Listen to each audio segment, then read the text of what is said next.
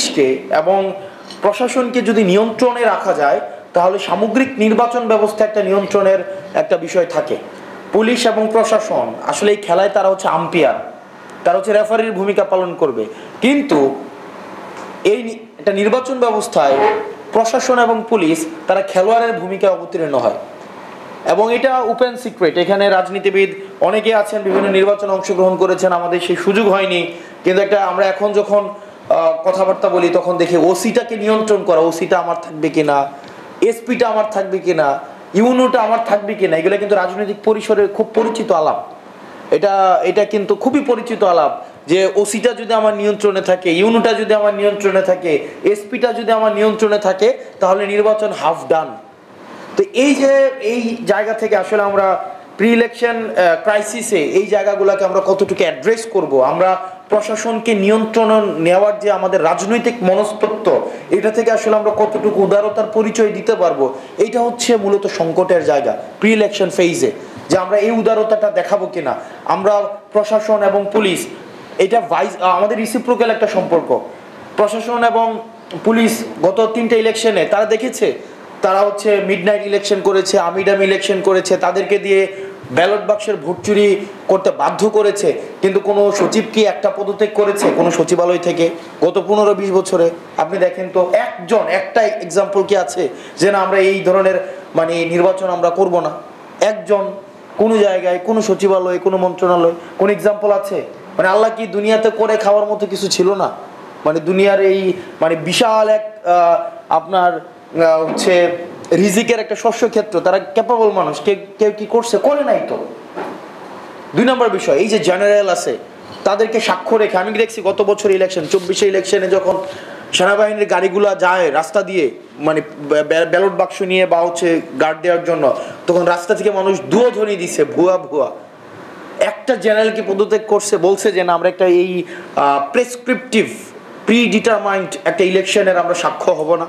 একজন বলছে, বলে নাই। কিন্তু আজকে এই প্রশাসন এবং পুলিশ, আমরা চরিত্রটার পরিবর্তনের নির্ণায়ক আসলে কি?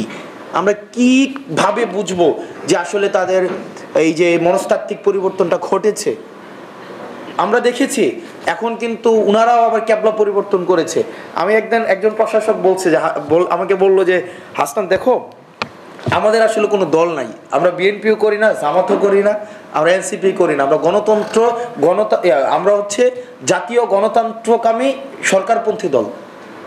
ওনারা হচ্ছে ন্যাশনাল কারেন্ট পার্টি, মানে ওনারা হচ্ছে এনসিপি ন্যাশনাল কারেন্ট পার্টি, মানে যে পার্টি থাকবে ওনারা এই পার্টিকে সার্ভ করবে, অথবা যে party likely to take over next ওনারা ওইটাকে সার্ভ করবে।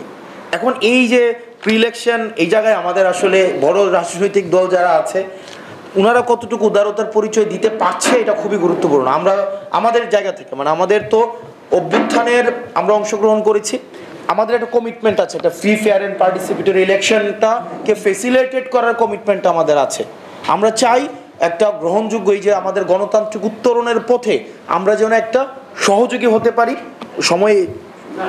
সহযোগী যেন আমরা হতে পারি, আমরা যেন কোনো কোয়েশ্চেনেবল কোনো ইলেকশন যেন আমরা না হয়, এটার জায়গায় আমরা একটা ওয়াচডগ হিসেবে, একটা রাজনৈতিক দল হিসেবে আমরা আমাদের ভূমিকা, আমরা এই উদারতাটা দেখাবো। এখন বড় রাজনৈতিক দলগুলো এটা কতটা উদারতা দেখায়, এটা খুবই একটা গুরুত্বপূর্ণ বিষয়। দ্বিতীয়ত হচ্ছে ডিউরিং ইলেকশন যে ক্রাইসিসটা আমরা দেখছি, বা একটা গত কিছুদিন আগে আমরা দেখলাম যে এনসিপি করার কারণে একজন আমাদের মাদ্রাসা শিক্ষককে ওনাকে চাকরি থেকে বাদ দিয়ে দেওয়া হয়েছে। উনি এনসিপি করেন, ওনাকে মাদ্রাসা থেকে বের করে দেওয়া হয়েছে, আশরাফ মাহাদি নাম।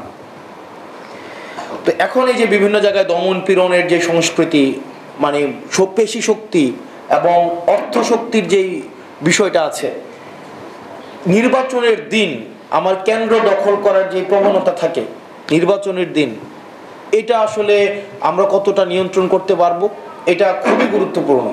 কারণ নির্বাচনের দিন যদি আবার এই যে ব্যালট বাক্স চুরি, ছিনতাই, আপনার হচ্ছে আপনার দখল করা, সেন্টার দখল করার এই কালচারটা যদি আবার ফিরে আসে, তখন এই নির্বাচনটা আসলে কতটুকু পরবর্তীতে গ্রহণযোগ্য হবে, এটা খুবই একটা কনসার্নের বিষয়।